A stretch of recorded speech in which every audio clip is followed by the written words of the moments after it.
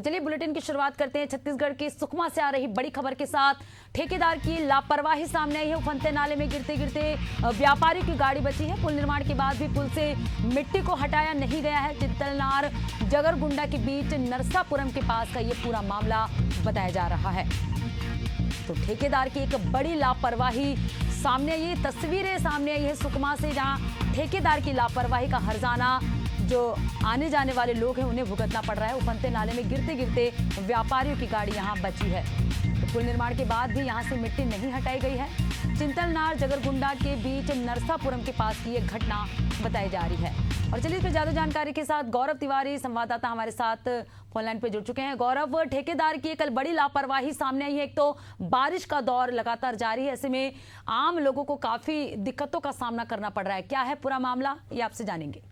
जी, सुकमा में ये समस्या आम है, क्योंकि आमतौर पर सुकमा जिले में अति संवेदनशील नक्सल प्रभावित क्षेत्र होने की वजह से कई बार ठेकेदार इस प्रकार की लापरवाही करते हैं। और ये जो पिक्चर आपको दिख रही है, ये जगरगुंडा मार्ग पर है, नरसापुरम के पास, जहां पर एक पुल का निर्माण किया गया था। और उस पुल के निर्माण के बाद उसके ऊपर से मिट्टी नहीं हटाई गई, जिसकी वजह से लोग डाइवर्सन से होकर जाने को मजबूर थे। और उसी डाइवर्सन से होकर एक पिकअप वाहन जा रही थी, जिसका चक्का जो है गीले मिट्टी में होने की वजह से पलट गया और उसमें कई यात्री भी बैठे हुए थे। आमतौर पर अनुरूही क्षेत्रों में पिकअप में बैठ करके कई यात्री भी बाजार जाते हैं, और सिलगेर का बाजार था जहां पर ये पिकअप जा रही थी, और उस पिकअप के गीले मिट्टी में पड़ने की वजह से पिकअप पलट गई और बड़ी दुर्घटना होने से बची। और अगर ये गाड़ी पलटती तो निश्चित ही जान का नुकसान हो सकता था। तो ठेकेदार की बड़ी जो है लापरवाही देखने को मिल रही है। जी गौरव, कहीं ना कहीं ये दुर्घटना को दावत देने वाली बात है। तस्वीरों में हम देख पा रहे हैं कि किस तरह से जो बाइक सवार वो पुल को पार कर रहा है, तो कहीं ना कहीं एक बड़ी दुर्घटना होने की यहाँ पर आशंका है। तो ऐसे में क्या ग्रामीणों ने कभी इसकी शिकायत नहीं की है ठेकेदार के खिलाफ?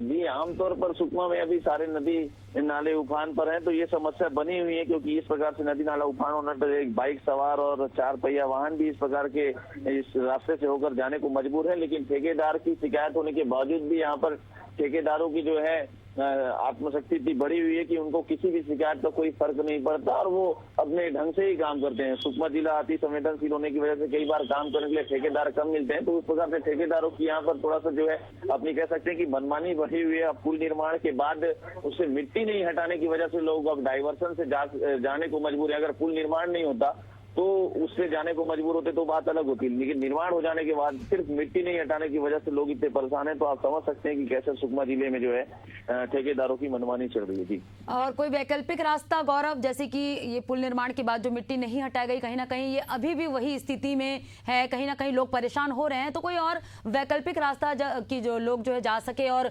दुर्घटना होने से बच सके?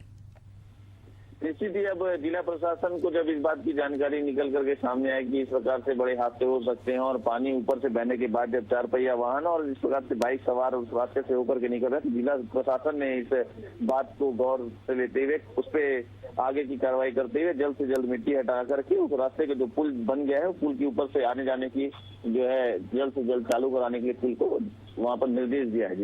जी बिल्कुल गौरव, तो कहीं ना कहीं पुल निर्माण के बाद यहाँ ठेकेदार की एक बड़ी लापरवाही सामने आई है। पुल निर्माण तो हो गया, लेकिन पुल निर्माण के बाद जो मिट्टी जमा हुई उसको हटाया नहीं गया, तो कहीं ना कहीं लोग अपनी जान जोखिम में डालकर पुल को पार कर रहे हैं। और ये तस्वीरें ये साफ बयां कर रहा है कि कहीं ना कहीं लोग अपने जान को जोखिम में डाल रहे हैं, और इसका वैकल्पिक अभी तक जो है नहीं आया है सामने। शुक्रिया गौरव तमाम जानकारी हमसे जुड़ने के लिए।